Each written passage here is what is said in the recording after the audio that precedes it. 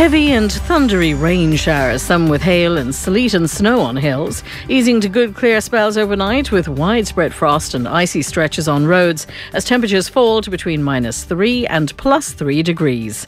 Now you're up to date on News Talk. Off the ball. This is News Talk. All right, you're very welcome along to Thursday's Off the Ball. Nathan with you until 10 o'clock this evening. Richie's in studio. How are you? Well, thanks. Hasn't got his microphone on just yet. Amateur. Failed to prepare. Yeah, amateur hour, really. Amateur. Kieran Cunningham is with us as well. How are you keeping? Yeah, Mike's working. Professional. Exactly. Hardcore. You Experience. with us, Richie? Boom. Let's do this. Yeah. Wow. Now we can start. Impersonations will start presently. can start. So coming up on the show, John Giles is with us at 7:30. 8 o'clock, we're going to chat to Conor Murray. We'll hear from him chatting about a good win for Munster at the weekend and obviously his struggles with Ireland and with form over the past few months. Patrick Mullins is at Aintree for day one of the Aintree Festival. He's got a ride in the Grand National as well, so we'll chat about that. And then on the football show, Kevin Kilban will join us and we'll talk to Paddy Agnew about the latest racism incident in Italian football. So a lot to get through. 53106 is the text number. We're live on all our social channels as well if you want to leave a comment for the lads. So John Giles was in studio a little bit earlier. It was live on Facebook if anyone wants to get there and just switch us off and switch that on. And we were talking about favourite football stadiums after Spurs opened the new White Hart Lane, which looks quite fancy. You heard anything about the food yet, Richie? Worth a trip? Miguel Delaney said they ran out of cheese early yesterday. Yeah, Which is cheese. upsetting. They ran out of cheese, yeah. But they don't have the cheese room. Was that They don't have scrapped? well, that's what he said. But this is what happens when you don't go through and follow through with the cheese room, is you run out of cheese. €1 billion. On £1 billion, cheese. I apologise. And I think that was only up to the end of June 2019. Right. They'd spent £1 billion on the stadium and training facilities. Wow. Slightly And over they made the budget. biggest profit of any football club ever today, was announced. Was it? Was that English football? Record profit, yeah. profit, 113 Well, I suppose if you don't buy any players, Don't spend any money. You don't spend any money. Well, if you fund your stadium through loans, is what they've yeah, done. Then and not spend ridiculous money on agents like everybody else over transfers. So- that all helps. Gilesy was saying, yeah, the usual. Goodison Park, obviously enjoyed going to. Old Trafford. Yeah. Liked playing at Old Trafford back in the day, and obviously he was a former Manchester United player, so I said, did you get a bit of a warm welcome when you went back to Old Trafford? He said, well, yeah, you could put it like that. He said he once went back when Leeds were flying at the time, because initially when he went to Leeds were in the second division, so was seen as a bit of a step down perhaps, and the United fans weren't too upset. But then Leeds rose under Revie, and the United fans, their best years were starting to fall back into the distance, and he went over to take a free kick at Old Trafford, and the entire stadium starts chanting, Giles is a reject, Giles is a reject. He thought they were chanting Giles is an Egypt, which would have been stupendous. It would, yeah. But Giles is a reject. Imagine calling John Giles a reject. Wouldn't do it to his I would face, have thought to that be he honest. would spontaneously combust. Yeah. It's interesting he'd remembered it. Clearly got it a bit. He wasn't overly happy with that, I would think. Which got us thinking, what are the greatest football chants? Well, the greatest one was... We can't be too careful. There was a definitive one. Get them in, but keep them clean. When Andy Gorham was diagnosed with schizophrenia, and they were chanting, there's only 2 Andy Gorhams. That was my one as well. Was it? It is one of the great chants. It's the best chant. I'm currently filtering out a lot of ones I've heard. No, but like that is is probably offensive to a lot of people, but given it was Andy Gorham. well then, abusive behaviour is fine as long as it's towards a former Rangers goalkeeper. Particularly Andy Gorham. Like, actually, you can Google his links. He had interesting links. That's all I'd say. We'll leave it. I think we should leave it there. Tumbleweed. Yeah. Wow. Google his What links. about when you're sat in Rosette and the ball hits your head, it's Zamora, to the tune of That's Amore? That's a good one. Yeah, that's great. When did it start? I was wondering this because for some reason 2 weeks ago I was just flicking around on the sports channels and I seem to have LFC TV one weekend for free. Like I don't subscribe to any fan Sure. channel. That's the good stuff. Yeah. No. You're But like when you were No, 16 no. and you'd stay up till midnight for the 10-minute preview. But What? Who was that? They're all JP. because I Sorry, what? suddenly the penny is dropped. You got LFC free for a full weekend. No, I want to hear what JP. Go on. But anyway, but like they're bizarre. Like they show Liverpool v Bristol City for 1978 for highlights, and you think, like, who watches this for an hour? But there was one documentary. I was just flicking through what's on. Is there anything worth watching this channel? It was called The Liverpool Sound, But it just went into where all the chanting and the songs came from. And it was all tied in with Mercy Beat, like the Beatles, Jerry and the Pacemakers, etc. in the early 60s. And they used to actually sing Beatles songs. There's famous footage of them singing She Loves You and stuff.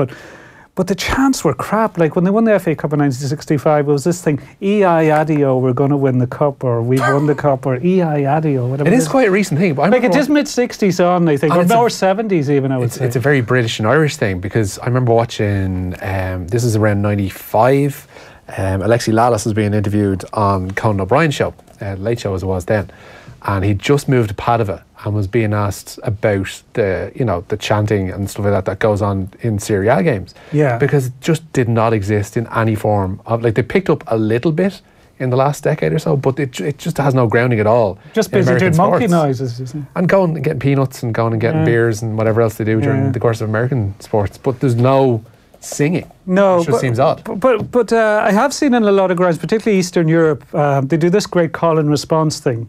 That one side of the ground will, you have no idea what they're saying, but it will blah, blah, blah, and they'll come back, just firing back at them the other end. And like Iran was the most, I don't even know if it was a prayer they were doing, but like it was just call and response from both sides of the ground with whatever was there, 120,000 people. 8 women, all Irish. The Liverpool supporters have gone a bit crazy for the chants this season and the songs. They have a new version of Van Dyke's song. What is that one? Around Dirty Old Town. Oh, yeah. The LA.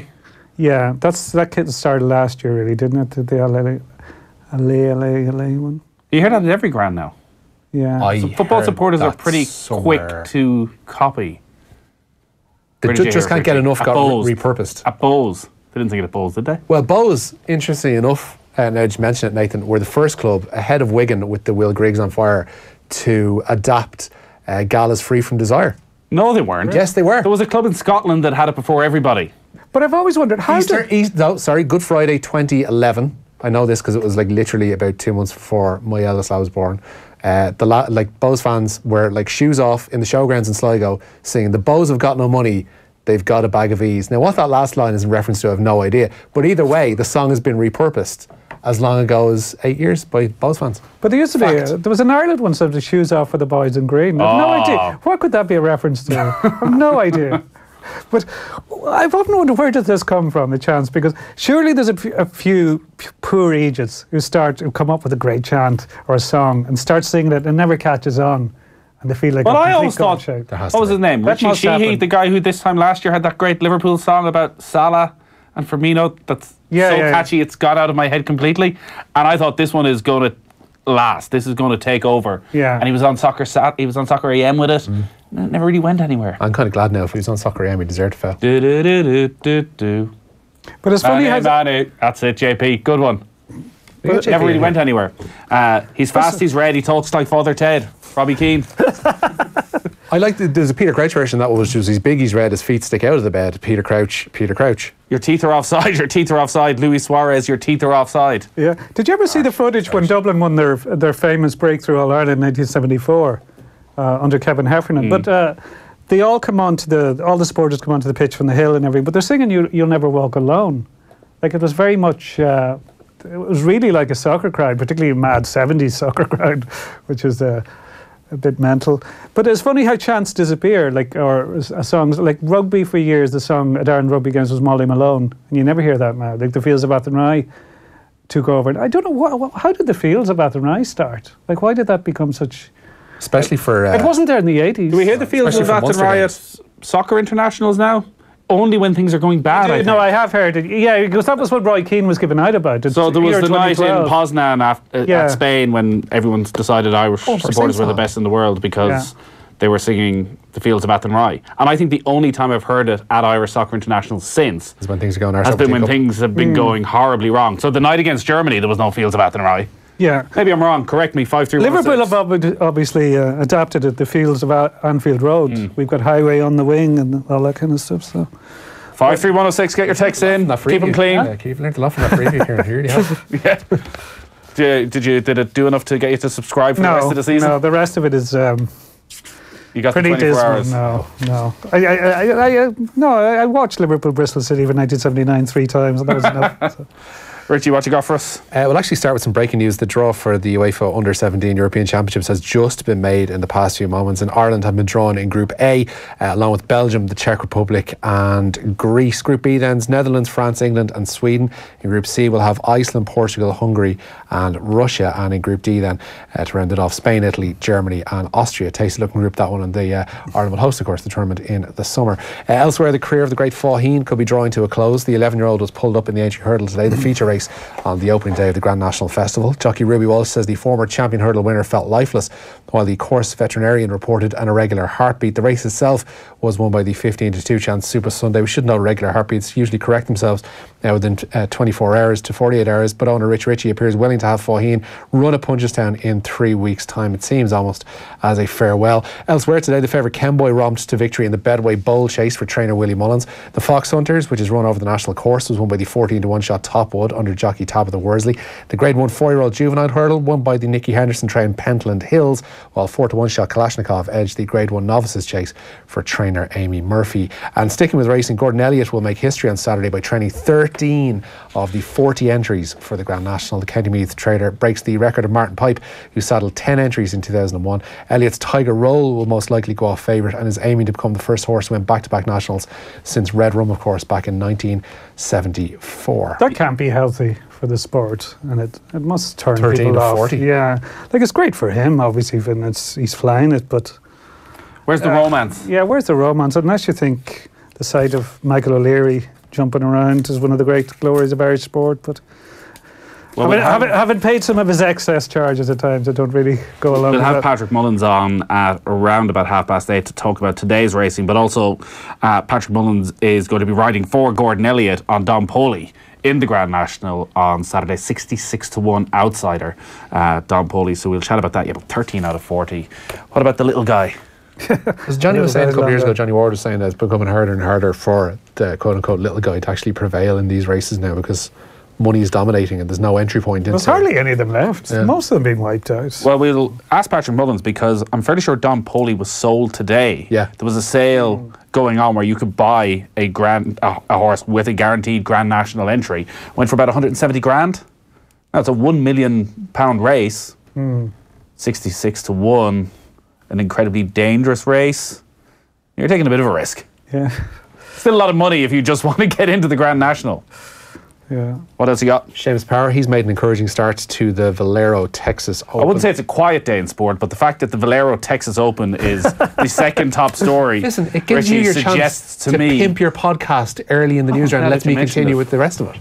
But Seamus Power 3 under, playing the last, and he is currently just 3 shots off the lead of Siwoo Kim, who's already gone round in 66. Padraig Harrington, he's 1 under, playing the 4th hole of his round. He started on the 10th today, while Graham McDowell has parred the first. Elsewhere, Whoa! This week's Golf Weekly, Richie. God, here This we is my time to plug the Golf Weekly the week before the Masters. So there's only a little bit of Masters chat, but next Wednesday, Richie, you'll get the full Masters preview. It'll be about 2 hours long. It'll be How could thoroughly anybody enjoy enjoyable. that? You'd be surprised, Richie. I would. You're Why right. not? They listen to you on the radio, don't they? Spinning your tunes. They'll certainly listen to our Golf Weekly. Low blow. I'm just saying, are these chants invented by people with too much time on their hands? Yes. Asks Peter. Yes. Undoubtedly, yeah. There's also nothing worse as a radio presenter, and Richie, you will vouch for this as well, than your producer sending in a message going, absolutely none of these chants are being sent in are clean or suitable for broadcast. And then lays them all out. Pick a couple there. Censor yourself. You see, now I have to actually read each one to see if I'm allowed. Give us the next story and I'll scan through some of these and see if any of them are actually allowed to be broadcast. Some of this might need to be redacted, but anyway, Waterford owner Lee Power is the latest to come out in support of FAI Executive Vice President John Delaney. The FAI board came in for stern criticism yesterday at a sitting of the Oireachtas Joint Committee of Transport, Tourism and Sport, with Sport Ireland Chief Executive John Tracy refusing to say he had faith in them. It follows the disclosure Delaney gave the FAI a €100,000 loan in April of 2017 to aid what they call a short-term cash flow issue. Lee Power this evening thanked Delaney for helping him take control of Waterford, adding the FAI has a turnover of €50 million. When John Delaney took over, it was €5 million. The Sun's Neil O'Riordan has since corrected those figures, pointing out that in 2004, the year he took over from Fran Rooney on an interim basis, turnover was $20.5 million, rising to $23.7 million in 2005 when he got the job on an interim basis. So just between 50 and 18 million out there. Well, he still did double the turnover, I guess, would be the point that Lee Power would make. There's been a lot of press releases over the past week. Well, it's strange that a lot of email addresses have been gotten hold of fairly handily, I would have thought. And have you received any emails? Yeah, definitely have. Received a lot of emails from people backing John Delaney in the capacity of... Have you, Kieran? Yeah, I've seen a few things, and there's an... They seem to have really trend. good distribution lists. Yeah, and they seem to bring up the same points. It's almost as if there was a template to... But sure, that wouldn't happen. But they're interesting. There's a lot of these statements. A lot of League of Ireland owners. Lee Power, just the latest. We had Limerick over the last couple of days as well. Well, that's 2 out of backing John Delaney. Yeah. Next Wednesday, is it John Delaney goes in front? Yeah, so it'll be. This committee, you're going to be back in. You're going to be closely watching it. Yeah. How many hours do you think it's going to be? It was 4 yesterday, wasn't it? 4. 4 plus. I'd say roughly 4 to 5. Yeah. Actually, I thought of a chant. I don't know if I can repeat it now. From the two. No, you can't. I can. Go on. But the two, it's probably deeply offensive. Steve, we just followed on from. I'm kind of worried where this is going. We had a good career, the 2002 World Cup, Irish fans were chanting, "We love you, long time we do," at the games. Bit off color, is it? Just about. It's all over. We let him away with it. It's all over. It wasn't me. I'm just reporting this. I didn't say. You didn't have to repeat it. Munster head coach Johan van Graan's made 6 changes to his side for tomorrow evening's Pro 14 meeting with Cardiff and Cork. Stop looking. Mike Haley and Tyler Blendahl come into the backs for Darren Sweetenham and the injured Joey Carberry, while there are 4 changes among the forwards, with Kevin O'Byrne, Billy Holland, Chris Cluta and Arno Bota all coming into the side. Nathan Murphy's just looking at his phone to find out he's been sacked. Sammy Arnold is named on the bench and is poised to make a first appearance since January, and Keith Earls keeps his place and is under no illusions about the task at hand tomorrow night at Irish Independent Park. They were, I think, the last team to beat us in Cork. Was it last year or the year before? I think they're on 11 points with Connacht as well. They're fighting for Europe. They're fighting for a quarter final of Pro 14 as well. And obviously we want to try and keep the pressure on Glasgow as well. So plenty to play for this week. And you know, it's April. We're coming into April, May, and it's all massive games now. And that's what we look for when we start the season. We want to be in these massive games towards the end of it.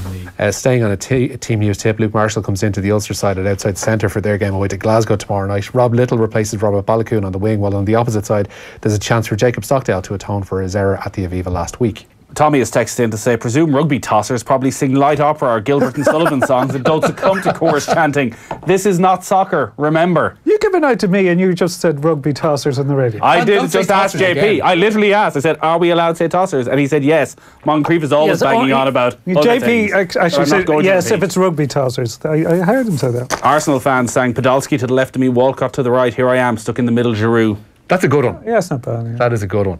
It needs a good pun. Yeah. How do they catch on though? I don't get that. How does it get to a situation where thousands of people suddenly seem to know all the words, particularly before things could YouTube. But before YouTube and the internet, how did everybody suddenly know the words to chants and songs? Why did everybody start singing "Ole Ole Ole"? I don't know. Like Here We Go was before, like around the Barry McGuigan stuff. Actually, I think there was Ole Ole's around Barry McGuigan as well, and Here We Go was a big one. Before McGuigan, I don't... Like, there wasn't much Ireland chants. Here We Go is a pretty dull chant at the end of the day. Like, before the Charlton era, it was just kind of Ireland. There wasn't much that I can remember. Like, Come On You Boys in Green was Charlton era. Well, sing about. Yeah. To be fair. What's next, Richie? Elsewhere. Raul Jimenez says it was an easy decision to join Wolves on a permanent basis. The Mexican has been on loan at Molineux this season and is the club's leading scorer with 15 goals in all competitions. It's understood Wolves have paid Benfica £30 million for Jimenez's services.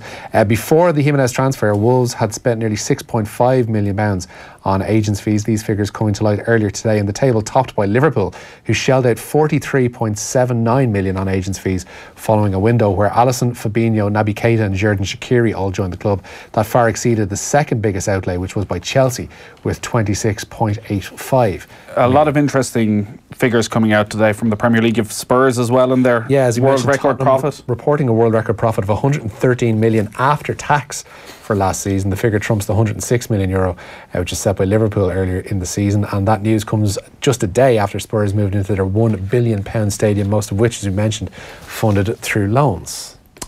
So Liverpool spending 43.8 million on agents' fees alone. It's crazy. This is only in the last 2 transfer windows, so they didn't sign anybody this January. Yeah. And it doesn't include the Virgil van Dijk transfer. It's just on Alisson, Fabinho, Keita and Shaqiri. Yeah. That's Wow. mental. It's That is mental yeah. money.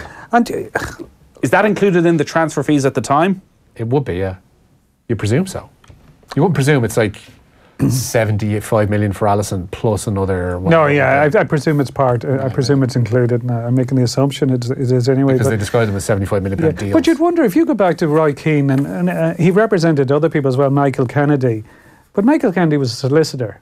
And a good solicitor can do the job for you. Like, I don't know, and they would do it for a lot less. Ron O'Gara was saying And the like, why exact do same you thing. need an agent? Ron Like, O'Gara really? was saying the exact same thing. Because the with deal us. won't happen unless there is an agent. I know, And that's the no, one I know thing that. I guess know that we've because seen. the agents have the powers now. But if you think, How did they move no, away from that? yeah, how do you move on? You actually don't need an agent. Like Roy Keane didn't need it, and he was the biggest. He was one of the most prominent players in the world at the time, and he was, his solicitor was able to negotiate the contracts and get him a contract that ensured he was the best paid player at Manchester United, even if they signed, no matter who they signed. He got a So this favourite thing, deal, yeah. I don't know why. How agents have got this power now is crazy. Absolutely. It's the fact that the clubs have succumbed to it, essentially. Yeah. That they have succumbed to agent pressure, whereby they're the ones who wield the transfer power. They're the ones who put players out there, and clubs are almost making deals. Yeah, and against clubs their are will. tied so closely. Like you see, Mendes is tied so closely to Wolves. You know, you see different. Well, it's clubs incredible have really that strong the relationships, FA yeah. haven't clamped down on this.